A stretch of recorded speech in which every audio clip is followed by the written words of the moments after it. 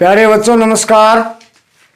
प्रश्नावली 3.3 question number 1 इस प्रकार से है, किस चतुर्थांश में या किस अक्ष पर बिंदु -2 4 3 -1 -1 0 1 2 और -3 -5 स्थित हैं। कार्तीय तल पर इनका स्थान निर्धारण करके अपने उत्तर स्थापित कीजिए। तो देखो इस सवाल को आप इस प्रकार से समझोगे। सबसे पहले जैसे मान लो ये बोर्ड है, ये आपके पास एक तल है यानी कार्तीय तल है। इस पे अपन इस प्रकार से दो अक्ष खींच लेंगे, एक एक्स एक्सिस और दूसरा है ये वाई एक्सिस, खींच लिया। अब देखो ये जो बात है ये मैंने आपको जो प्रश्नावली 3.3 का परिचय दिया था उस क्लास में बताई थी। उसके बाद में उससे आगे नेक्स्ट क्लास थी उसमें भी यही बात बताई थी। तो ये बात शायद आपको अच्छी तरह समझ में आ गई होगी। अगर फिर भी नहीं समझ में आए तो आप क्या उसको कमेंट करते रहना, कमेंट में यस या नो आप जरूर लिखना, ताकि मैं भी आपको देख सकूं किस प्रकार से आपको कितना समझ में आ रहा है या नहीं आ रहा है। अब देखो इस प्रकार से दो अक्ष खींच लिए कार्तीय तल के ऊपर। अब इसमें अपने को ये जहां दोनों ये अक्ष मिलते हैं उसको अपन क्या बोलते हैं, मूल बिंदु बोलते हैं। उसको क्या बोलते हैं, मैं इस प्रकार से यहां लिख देता हूं, उसको बोलते हैं मूल बिंदु। मूल बिंदु इसको ओ से लिखते हैं। किससे लिखते हैं, ओ से, यानी ये ओ हो गया। इसको एक्स लिखेंगे, इसको एक्स डैश लिखेंगे, इसी प्रकार इसको वाई लिखेंगे, इसको वाई डैश लिखेंगे। अब ये यहां बीच में ओ लिख दिया। अब ओ से एक्स की तरफ यानी ये जो दूरी ये क्या होगी, धनात्मक दूरी होगी। इसी प्रकार ओ से एक्स डैश की तरफ ये जो दूरी ये क्या होगी, ऋणात्मक होगी। इसी प्रकार ओ से वाई की तरफ ये दूरी क्या होगी, धनात्मक होगी। ओ से वाई डैश की तरफ ये क्या होगी, ऋणात्मक होगी। अब देखो ये जो तल के ऊपर अपने दो रेखा इस प्रकार से खींची, एक तो क्षैतिज रेखा यानी पड़ी रेखा और एक दूसरी कौन सी है, ऊर्ध्वाधर यानी खड़ी रेखा।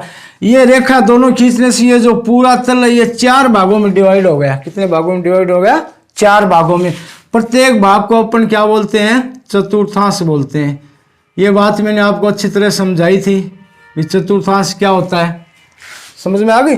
प्रत्येक भाग को क्या बोलते हैं, चतुर्थांश बोलते हैं। अब देखो ये जो बिंदु दे रखे हैं ये पूछ रहा है कि ये बिंदु कौन से चतुर्थांश में स्थित है। तो पहला इसमें दे रखा है, पहला बिंदु है -2 और 4। अब देखो इन दो बिंदुओं में जो पहला बिंदु है ये एक्स एक्सिस पर देखेंगे, अपन क्रम से चलेंगे, जिस प्रकार से अंग्रेजी में एक्स वाई जेड आता है ना उसी प्रकार क्रम से। दूसरा है ये दूसरा, इसको कहाँ देखेंगे, इसको वाई एक्सिस पर देखेंगे। तो -2, तो सबसे पहले अपन क्या इस प्रकार से इन बिंदुओं को अंकित कर लेते हैं।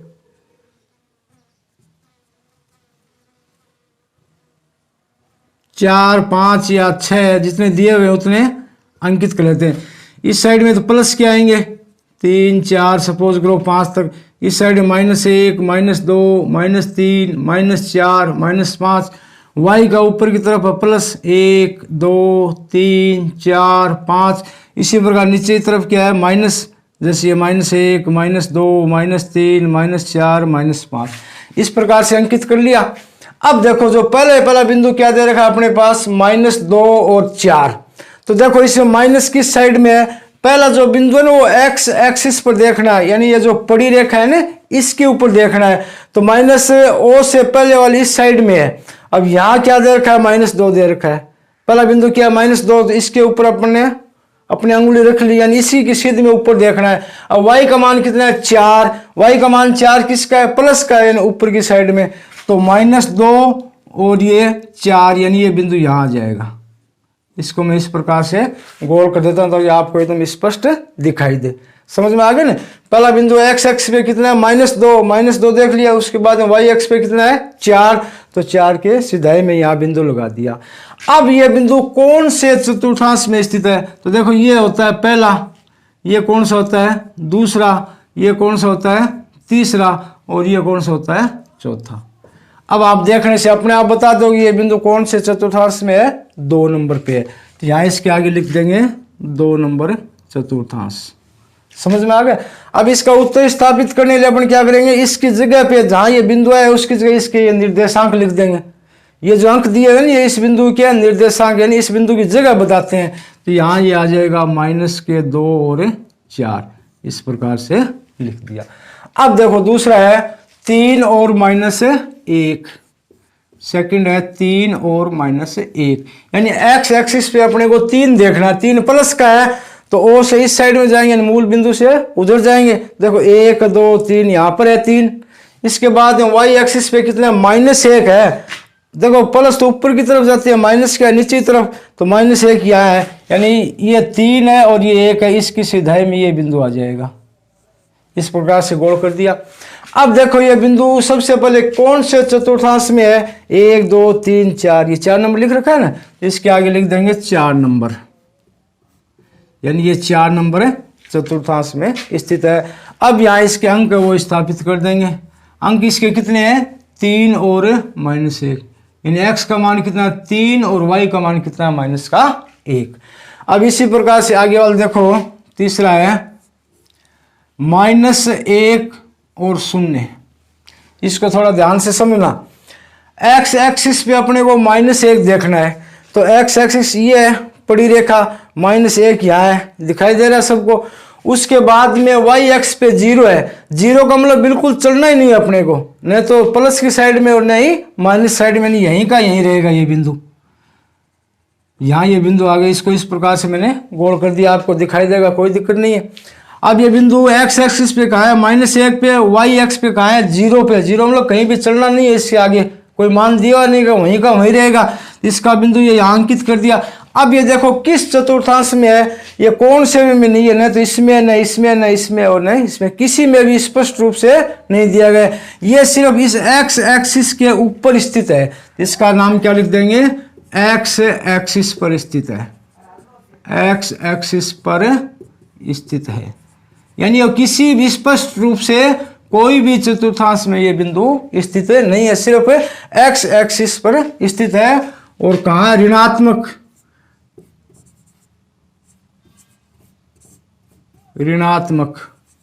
ये लिख देंगे ऋणात्मक x एक्स पर स्थित है। उसके बाद में आगे वाला है 1 और 2।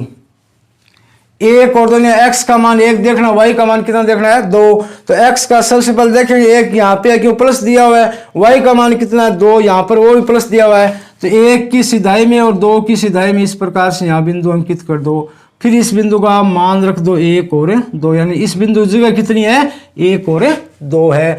अब देखो कौन से चतुर्थांश में है, प्रथम में, तो इसके आगे लिख दो प्रथम चतुर्थांश। समझ में आ गया। उसके बाद में इससे आगे वाला है -3 और -5, -3 x का मान कितना -3, y का मान कितना -5। तो x का मान -3 देखेंगे, यानी इस साइड में आएंगे क्योंकि ऋणात्मक वाला यही साइड है, तो 1 2 3 यहाँ गए। उसके बाद में y का कितना है -5, y नीचे की तरफ आएगी क्यों माइनस इस साइड में, तो -3 की सीधाई में -5 और ये इधर से -5 यहाँ आ जाएगा, ये बिंदु आ गया। समझ में आ गई। अब इसके मान रख देंगे, तो x का मान इसमें कितना है -3, y का मान कितना है -5। इनको लिखते वक्त ध्यान रखना, इनका क्रम है ना, वो क्रम एकदम सेम रहना चाहिए, पहले x का उसके बाद में y का। अगर यहाँ अपन इनके क्रम चेंज कर देंगे ना, तो ये स्थान भी क्या है, चेंज हो जाएगा। अब देखो कैसे होगा, ये बात मैं आपको सिर्फ समझाने के लिए बोल रहा हूँ। जैसे x का अपने -5 ले लिया, तो x का -5 ले लिया, यहाँ आ जाएंगे, यानी ये जगह अपने आप ही क्या हो जाएगी, चेंज हो जाएगी। इसलिए इनका ये क्रम जो है वो आपको ध्यान रखना है। इस प्रकार से आपका क्वेश्चन नंबर 1 हो गया। प्यारे विद्यार्थियों, क्वेश्चन नंबर 2 है, अक्षों पर दूरी का उपयुक्त एकक लेकर नीचे सारणी में दिए गए बिंदुओं को तल पर आलेखित कीजिए। अब देखो इसमें क्या दे रखा है, अक्षों पर दूरी का उपयुक्त एकक लेकर, कहने का मतलब है अपन जो बिंदु अंकित करेंगे उसमें एक निश्चित दूरी होनी चाहिए। निश्चित दूरी के लिए अपन क्या करेंगे, एक पैमाना मानेंगे। क्या करेंगे बच्चों, एक पैमाना मानेंगे। तो इसमें देखो पैमाना अपन इस प्रकार से मानते हैं कि 1 सेंटीमीटर बराबर 1 इकाई। पैमाना किस प्रकार से मानते हैं, 1 सेंटीमीटर बराबर 1 इकाई। या जो ग्राफ दिया होता है ना, उसमें क्या छोटे छोटे खाने होते हैं, तो उसमें इस प्रकार से मानते हैं, एक बड़ा खाना एक बड़ा खाना बराबर एक इकाई। एक इकाई को क्या बोलते हैं? एकक बोलते हैं। इकाई को क्या बोलते हैं? एकक। इकाई का मतलब पहले एक अंक, उसके बाद में आगे वाला एक अंक, फिर उसके बाद में आगे वाला एक अंक। इकाई का मतलब इस प्रकार से होता है।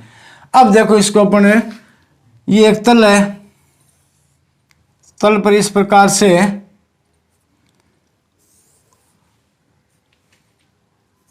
ये जो मूल बिंदु है इसको क्या बोलते हैं? ओ। ये क्या है? एक्स। ये क्या है? X dash. इसी प्रकार ये वाई, और ये क्या है? Y dash. अंकित कर लिया, कोई दिक्कत नहीं यहाँ तक।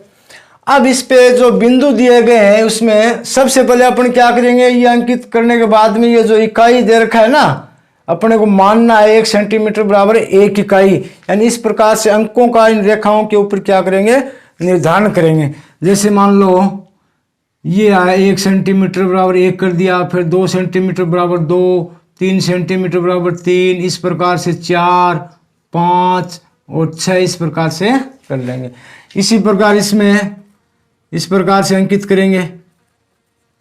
ये है -1, ये -2, ये -3, ये -4 और ये -5। इसमें क्या अपने को एक पैमाना मानना है, समझ में आ गए ना? भी 1 सेंटीमीटर बराबर या एक बड़ा खाना बराबर 1 इकाई यानी 1 अंक। इसी प्रकार वाई अक्ष पे लिख लेंगे 1, 2, 3, 4, 5, 6 इस प्रकार से लिख लिया। फिर इसी प्रकार नीचे माइनस कर देंगे, -1, -2, -3, -4, -5, -6 इस प्रकार से लिख लिया। यहाँ तक कोई दिक्कत नहीं है। ये अपने लिखना है, ये पैमाना मान के लिखना है। पैमाना किस प्रकार से? 1 सेंटीमीटर बराबर 1 इकाई। या जो अपने ग्राफ का जो पेज होता है ना, उसमें इस प्रकार से, जैसे मान लो ये इस प्रकार से इतना बड़ा एक बड़ा खाना होगा, उसमें इस प्रकार से महीन बारीक 4-5 रेखाएं और होती थी। यहाँ से यहाँ तक क्या होता है? एक बड़ा खाना होता है। समझ में आ गया ना? एक बड़ा खाना बराबर है 1 इस प्रकार से लिखेंगे। फिर दूसरा बड़ा खाना आ जाएगा तो उसमें क्या है? यहाँ 2 लिख देंगे। फिर इसी प्रकार तीसरा बड़ा खाना आ जाएगा, उसमें यहाँ 3 लिख देंगे। इस प्रकार से अंकित करना है। समझ में आ गई? तो इस प्रकार से ये अंक क्या अपन ने अंकित कर दिए। अब अपने को देखना है x बराबर कितना है? -2 और y पे कितना है? 8। अब देखो y यहाँ 6 लिया, इससे थोड़ा आगे और बढ़ा देते हैं इसको। इस प्रकार से कर देते हैं, जैसे मान लो ये 7 है और ये क्या है? 8 है। ठीक है। अब x बराबर कितना है? -2, y पर कितना है? 8। तो x -2 देखो यहाँ देख लिया इस साइड में। अब इसकी सिधाई में y ऊपर जाएगा, 8 तक जाएगा, तो 2 और 8 ये इस प्रकार से यहाँ मिल जाएंगे। तो ये एक बिंदु अपने को अंकित करना है। अब इस बिंदु का नाम दे देंगे। x के ऊपर कितना है? ये -2, y के ऊपर कितना है? 8। ये इस बिंदु का स्थान हो गया, यानी ये इस बिंदु क्या हो गए? निर्देशांक हो गए। अब देखो दूसरा है, x की जगह कितना है? -1 यहीं रहेंगे, x की जगह -1 यहाँ पर है, और y पे कितना है? 7। अब देखो y पे 7 ये रहा, तो -1 और ये -1 है और ये कितना है? 7। इसके सिधाई में लगभग यहाँ आ जाएगा। तो इस बिंदु के निर्देशांक कितने हो जाएंगे? x का मान कितना है? -1, y का मान कितना है? 7। यहाँ इसको इस प्रकार से अंकित कर देंगे। उसके बाद तीसरा है x बराबर 0। x बराबर 0 का मतलब ये मूल बिंदु है। x बराबर 0 मतलब क्या होता है? x बराबर 0 हो चाहे y बराबर 0, इसका मतलब यहाँ मूल बिंदु पर रहना है सबसे पहले। उसके बाद में y पर अपने को चलना कितना है? -1.25। तो -1 ये रहा और 2 ये रहा। अब 0.1 यहाँ तक आ गए, उसके बाद में कितना है? 0.25। 0.25 का मतलब कोई भी चीज का चौथा हिस्सा। समझ में आ गया ना? कितना होता है? 0.25 का मतलब उसका चौथा भाग। तो इन दोनों का अपन क्या करेंगे? चौथा भाग कर देंगे। सपोज करो यहाँ आधा है, फिर इन दोनों का आधा कर देंगे तो यहाँ आ जाएगा इस प्रकार से। तो ये बिंदु यहाँ आ जाएगा। इस बिंदु का नाम क्या आ जाएगा? x के ऊपर तो क्या है? 0 और y के ऊपर कितना? 1.25। इस बिंदु का नाम क्या आ जाएगा? 0 और 1.25। उसके बाद फिर देखो x के ऊपर 1 है, इन अब की बार x का मान क्या? धनात्मक है। इस साइड में चलेंगे। अब 1 की सिधाई में y में कितना चलना है? 3, वो भी प्लस का है। 1, 2, 3 यहाँ इसकी सीध में और इसकी सीध में ये बिंदु यहाँ आ जाएगा। इसका मान कितना आया? x का मान कितना है? 1, y का मान कितना है? 3। ये इस बिंदु के निर्देशांक हो गए 1 और 3। अब इसी प्रकार से आखिर में x का मान कितना है 3, यानी वही प्लस है 1 2 और 3। y का मान कितना -1, y का मान -1 ये रहा इसकी सिद्ध में, यानी ये बिंदु क्या आ जाएगा, यहाँ आ जाएगा। इसका मान कितना आ जाएगा, x का मान कितना है 3, y का मान कितना है -1। ठीक है बच्चों, अब इस प्रकार से आपके पर्सनल 3.3 के 2 सवाल थे वो एकदम से कंप्लीट हो गए। मैंने आपको एकदम अच्छे से समझा दिया है। फिर भी अगर आपको कोई किसी प्रकार की कोई दिक्कत हो तो आप क्या कमेंट जरूर करना। धन्यवाद।